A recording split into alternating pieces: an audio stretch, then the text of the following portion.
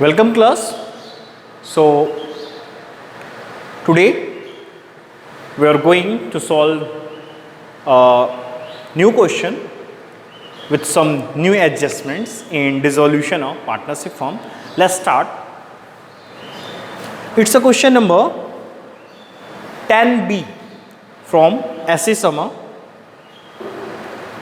X, Y and Z were partners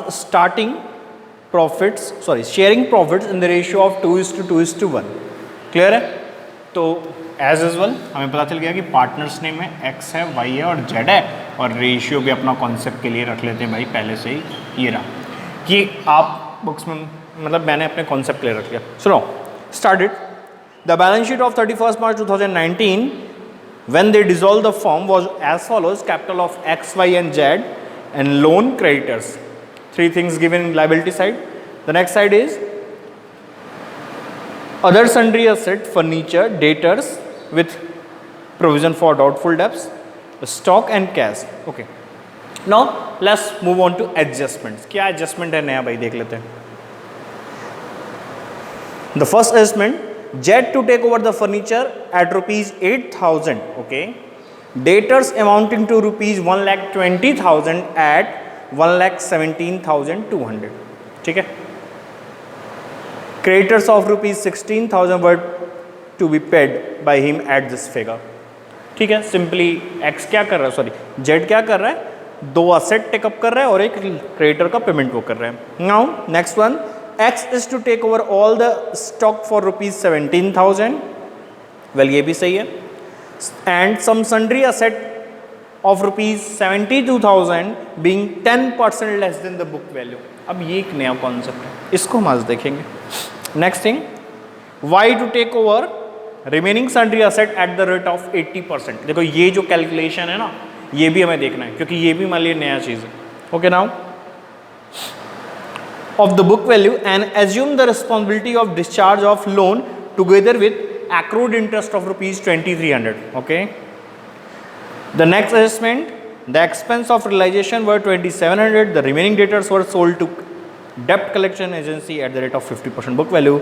Prepare necessary account in the books of the firm. Okay, let's start. देखो बहुत easy है. Question को concept के हिसाब से साथ में लेके चलते हैं, हो जाएगा. ऐसा कुछ ही नहीं कि तुमसे ना हो पाए. So first of all, we transfer the asset. So now the first asset is other sundry asset. It's a 1,17,000 furniture debtor stock. Okay. Furniture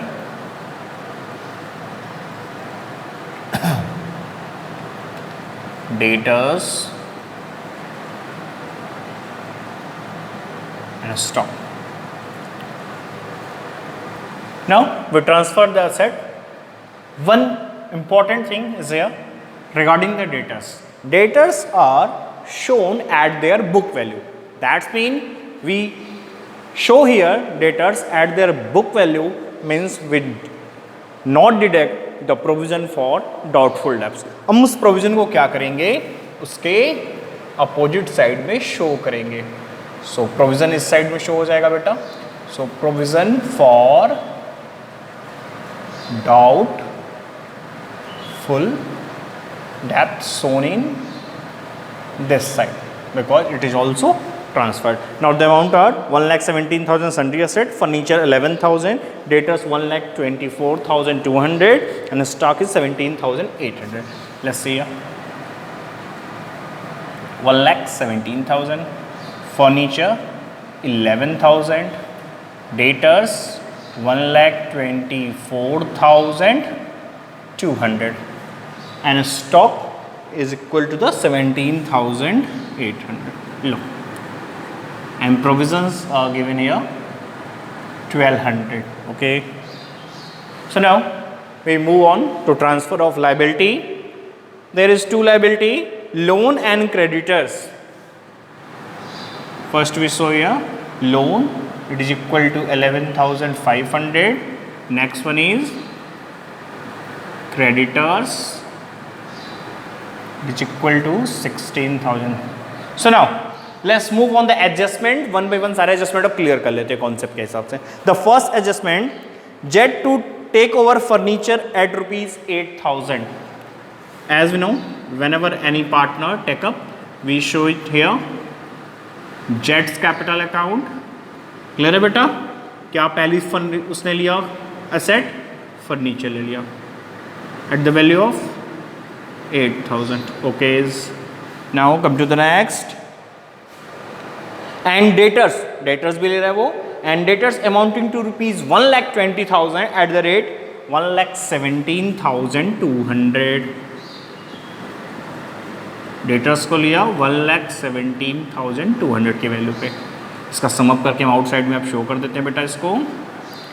ये हुआ 200, ये हुआ 5 और ये हुआ 2, 1,25,200. Now and creditors of rupees 16,000 were to be paid by him at this figure. उसने 16,000 के creditors का भी पेमेंट किया. तो भाई क्रेडिटर्स का पेमेंट हो रहा है तो this side is used. So now Jades capital account क्या करेंगे भाई? सिंपल है. यहाँ पे क्या हो रहा है? पेमेंट हो रहा है. Paid to creditors. ओके. कौन कर रहा है? Z. How much? 16,000. Very good. Come to the second adjustment. पहली एडजस्टमेंट क्लियर होगी, बहुत ही सिंपल थी. सेकंड पे आते बेटा. अब सेकंड से हमें थोड़ी कुछ नई चीज़ें मिली, उसको मैं देखना ध्यान से. X is to take over all the stock for rupees 17,000. X take over all the stock at rupees 17,000. Okay. And some sundry assets of rupees 72,000. उसने कुछ sundry assets लिए बेटा. अब ये जो सेंट्री एसेट ली वो कितने की ली? 72,000. आगे ब्रैकेट में क्या मेंशन है? Being 10% less than the book value. और ये जो 72,000 है ये एक्चुअल में बोला था ना सम सन्ड्री एसेट, मतलब पूरा सन्ड्री एसेट नहीं लिया, सन्ड्री एसेट का कुछ पार्ट लिया उसने. और वो कितना पार्ट है? 72,000 में सोल्ड हुआ है वो 10% less than the book value. Book value का 10% लेस देन है. कैसे फाइंड आउट करेंगे बुक वैल्यू? इस चीज़ को कॉन्सेप्ट में लेते हैं. चलिए जरा देखते हैं. सन्ड्री एसेट कॉन्सेप्ट देखिए. मैं आपको दो वेज बताऊंगा इस चीज़ को समझने के लिए. कितने वेज? दो वेज. चलिए ये देखिए मैं एक शॉर्ट में वर्किंग नोट शो करता हूं यहाँ पे आपको. देखो बेटा,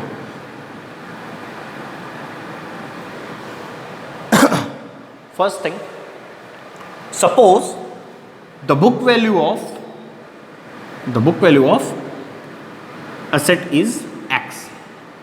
सिंपली इस x का 10% इसमें से क्या हो रहा है? लेस हो रहा है. और वो लेस होने पे वैल्यू कितनी आ रही है? 72,000. वो जो सम पार्ट है उसकी वैल्यू मैंने कितनी एज्यूम कर ली बेटा? x. उस x का 10% लेस करने पे जो वैल्यू आ रहा है वो है 72,000. अगर मैं इसको सॉल्व कर लूँ तो मुझे x की वैल्यू मिल जाएगी. यानी इतने बुक वैल्यू को क्या किया था? किसने लिया है? x ने लिया है. ये तो एक नॉर्मल सा फंडा है. पहले इसको मैं सॉल्व करता हूँ, फिर एक सिंपल वे बताऊंगा तुम लोगों को. चलो let's see it. So whenever we solve it, it means x minus x by 10 equals to 72,000. Now whenever we take the LCM, so it's at 10x minus x equals to 72,000. So 9x is equal to 72,000 into 10. So x equals to 72,000 into 10 upon 9. ये बेटा 8 times जाएगा. 8,000 into 10. It means the book value of that sundry asset which is taken by the x is 80,000. How much? 80,000. हालांकि इसको sold हुआ है 72,000 में. अब बेटा ये क्यों हमने फाइंड आउट किया? Why? Because we know the sundry asset is equals to the 1,17,000 और 1,17,000 में से 80,000 की सन्ड्री असेट्स को किसने टेकअप कर लिया? एक्स ने. So remaining sundry assets are 37,000 are here for realisation. अभी ये 37,000 के सन्ड्री असेट्स बचे हैं रियलाइजेशन के पर्पज से. सेल करने के पर्पज से। क्लियर है कॉन्सेप्ट, ये निकालना था। चलो एक तो ये कॉन्सेप्ट था कि इस वे में सर ने बताया कि कैसे बुक वैल्यू फाइंड आउट करते हैं। एक और कॉन्सेप्ट देखते हैं, मैं इसको इरेज कर रहा हूँ ना, एक और कॉन्सेप्ट देखते हैं भाई, कौन सा और एक कॉन्सेप्ट देख सकते हैं। चलो देखो मैं एक सिंपल सा कॉन्सेप्ट ले रहा हूँ तुम लोगों के लिए, जो तुम लोग शॉर्ट ट्रिक कह सकते हो या तुम्हारे लिए ईजी है। देखो, according to mathematical operation, if any value is less than 10% from its actual value, actual value से 10% अगर कम है तो that's mean that value is in percentage is 90%, that value is in percentage equal to 90%। भाई कोई भी चीज original में 100% है, अभी करंट में वो 10% रिड्यूस कर दी गई है, लेस है, तो अभी करंट में अगर 10% लेस है तो it means it equal to 90%। Okay, if it is equal to 90% that's mean we can say ये जो वैल्यू 72,000 है ये किसके इक्वल है, 90% के इक्वल है। किसके इक्वल है बेटा, 90% के, 90% ऑफ एनी वैल्यू। तो मान लेते वो वैल्यू अपनी कितनी रही होगी, x, तो x का 90% 72,000 है। अब इसको अगर मैं सॉल्व कर लूँ तो बेटा ये वैल्यू मुझे यही शो करेगी, x की वैल्यू 80,000 हो जाएगी। क्लियर है, ये तो बहुत सिंपल सा कॉन्सेप्ट था जो मैंने तुम लोग को अभी बताया। ठीक है, तो हम इस तरह से डायरेक्ट वे में भी सॉल्व कर सकते हैं। So now let's say x take up the stock and sundry asset. Now come to the adjustment number 3rd where we use the book value of this one. It's called y to take over the remaining sundry asset at 80%. Let's see here. Y takes the remaining sundry asset at 80%. तो remaining sundry asset 1,17,000 total sundry asset था, उसमें से 80,000 book value वाले sundry asset take up by the x. So now remaining is 37,000 which was take up by y at 80%. So now y ने कितने पे take up किया उसको निकाल लेते हैं बेटा।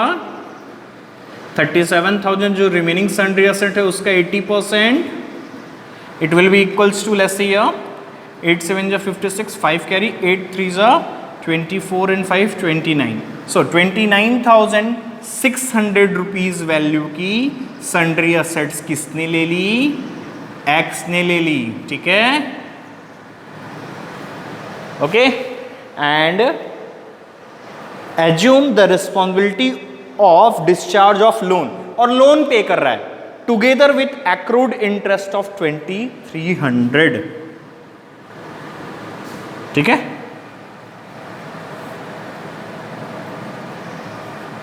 ये रहा, इसका भी सम करके आउटसाइड में शो कर देता है बेटा।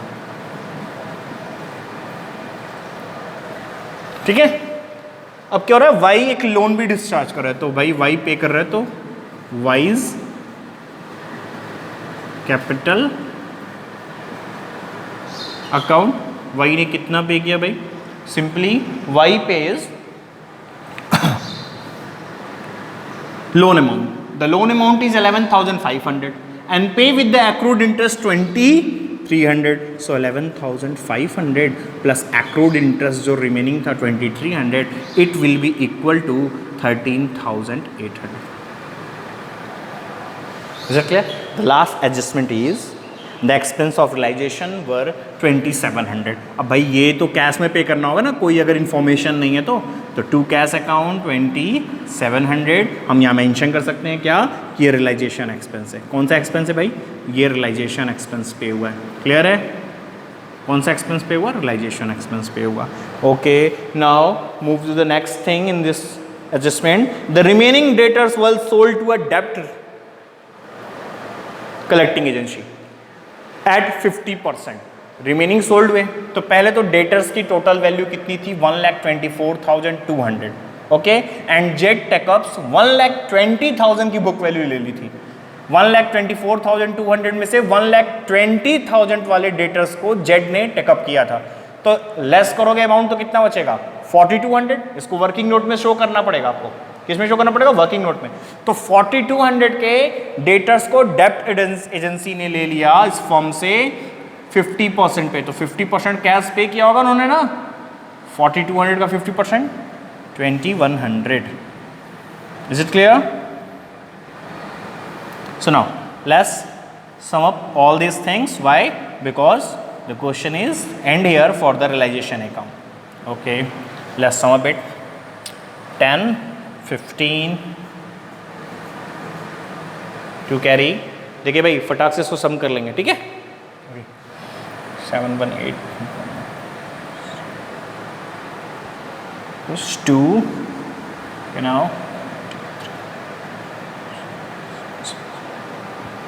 so 0 and 1 carry 3,02,500. Why I know इधर का फिगर ही देखने से लग रहा है कि छोटा है, तो फिर ऑब्वियस सी बात है ये अमाउंट बड़ा है. अब आपको होगा लॉस, हम डिफरेंस निकाल लेते हैं बेटा. तो let's see loss on realisation बेटा ट्रांसफ़र करके फाइंड आउट कर लेते हैं. ज़ीरोज़ आ रहा है अभी, तो वैल्यू आपके 5 है, 7, 9 and 7, 16. 9 and 7, 16. Is there anything missed? 16. 25 के लिए हो जाएगा 9. ओके,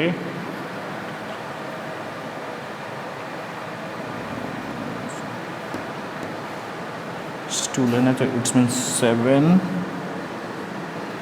ओके,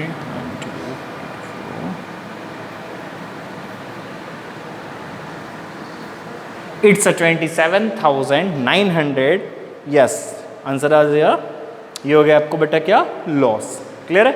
अब इसको हम डिवाइड कर देंगे किसके किसके बीच में, X Y and Z partners के बीच में ओल्ड रेशियो में. अगर मैं डिवाइड करूं इसको 2:2:1 तो इसका 5 पार्ट हो जाएगा 5 टाइम जाएगा 25, 2 9 अगेन 5 80 5580. तो इसका एक पार्ट है कितना, 5580, और इसका 2:2:1 यानी कि लोग डबल पार्ट अर्न करेंगे. 11,160, 11,160 यही आएगा आपका. ये रहा बेटा आपका सॉल्यूशन रियलाइजेशन के लिए. Let's move on the partners capital account. Okay, ये वर्किंग नोट में इरेज करता हूँ बेटा.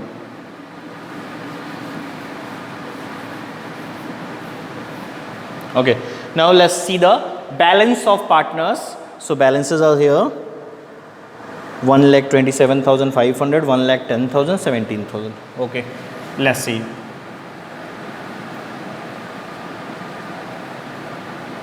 By balance brought down, it's a 1,27,500. Okay, now 1,10,000, 17,000.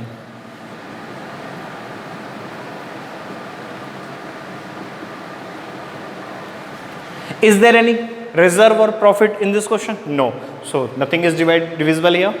So let's move to check the realization account. Debit side में check कर लेते हैं बेटा. Yes, Z's capital and Y capital both are shown in the credit side of the partners capital. First of all, Z's capital में कितना, 16,000. Okay. So realization account. Payment of creditor इन्होंने किया था बेटा, याद हो आप लोगों को. तो next thing is wise capital 13,800. ये भी यहीं पे हम शो कर सकते हैं बेटा. सिमिलरली अगर चाहे तो, वैसे आप सेपरेट शो करिए, ऐसा मत ही करिए. चलिए, so now again we put here realisation account. इस बार कौन पे कर रहा है, वाई पे कर रहा है 13,800. So let's move on to the credit side. You see here, it's a Z capital. So we put in the debit side to realization account. Z ने कितना वो किया था भाई, 1,25,200. ओके, नाउ नेक्स्ट, अब किसकी बारी आ रही भाई, X की. To realisation account. X ने कितना टेकअप किया बेटा, 89,000. ओके, नाउ वाई ने भी कुछ टेकअप किया था. यस, सन्ड्री एसेट्स का जो पार्ट रिमेनिंग था वो किसने लिया था, वाई ने लिया था. The value of sundry asset which take up by the Y is 29,600. Okay, so that's all. Now we transfer the loss on realizations.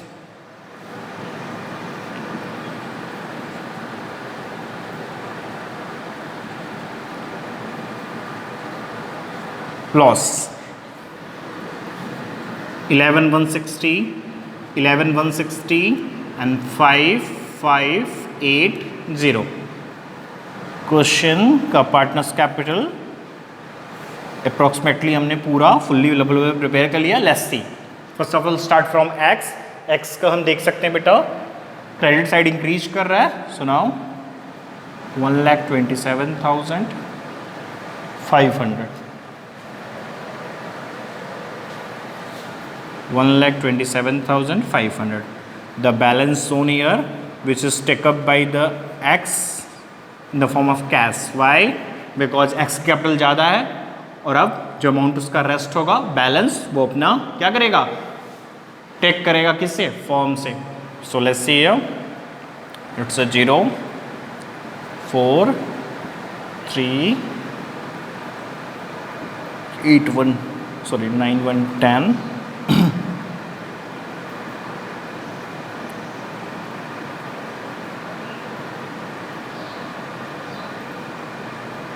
819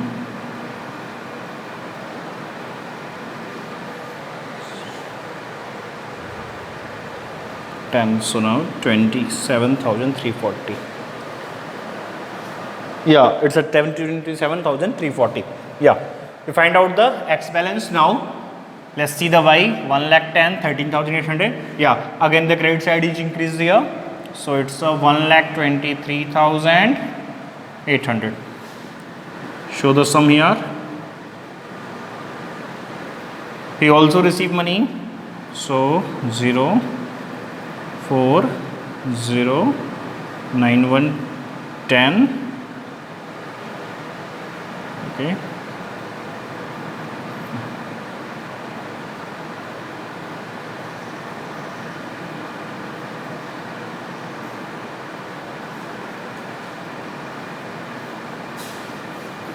It's a 9083. Okay, less कर लेते चलते हैं बेटा फटाफट. ये साइड इधर इंक्रीज करें, इसको ऐड कर लेते हैं.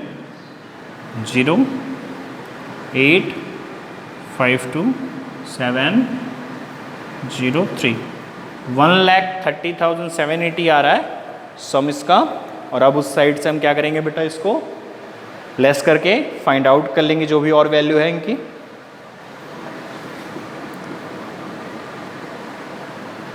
1,30,780. So Z will bring the money for firm. Why? Because आप देख रहे हैं कि Z का डेबिट साइड इंक्रीज कर रहा है. बाई कैश सिंपली ये तो समझ में आ रहा है कि 780 तो इनको लाना ही पड़ेगा. So 13 it's 7 it's 9. It's a 97,780 which was bring up by Z into the firm. So let's see the last thing, bank account. I'm just deleting it.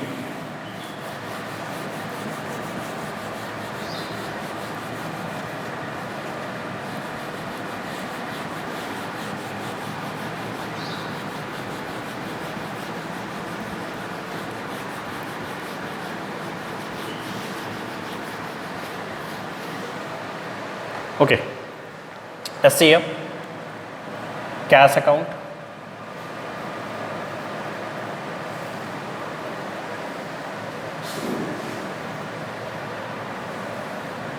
The balance of cash shown in balance sheet in asset side. That's mean debit balance is here. The balance is how much? It's a 13,200. Okay. अब बेटा ये याद करो कि कितना cash हमने realization में पे किया था या फिर रिसीव किया था. तो रिलाइजेशन अकाउंट आप लोग अगर प्रिपेयर करें तो वहाँ चेक कर लेना, सिर्फ 2 ही कैश के ट्रांजेक्शन हुए थे अगर याद हो तो. एक तो बेटा हमने क्या किया था, कैश रिसीव किया था डेटर से, डेप्ट एजेंसी से 2100. तो 2 रियलाइजेशन, एक ये रिसीव किया था बेटा 2100 रिलेशन में, और एक हमने कैश में पे किया था, अगर याद हो आपको तो, किसको पे किया था हमने कैश में? हमने कैश में पे किया था रियलाइजेशन एक्सपेंस 2700 का। चेक करोगे तो रियलाइजेशन में सिर्फ यही दो मिलेंगे। Now we move on partners capital. Credit side में चेक करो, एक कैश है जो रिसीव हुआ है जेड से। Okay, let's show here it's a Z capital account 97,780. again we see in here in debit side, yeah,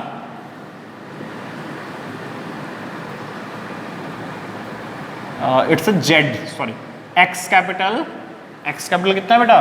27,340. and now Y's capital it's a 83,040. okay, let's sum up. अगर equal है तो right है और equal नहीं है तो wrong है। वैसे तो कभी रॉन्ग होने के चांसेस नहीं बनेंगे, don't worry about that.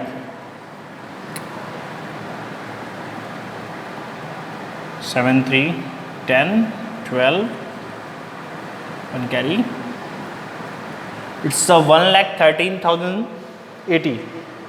yes, it's matched from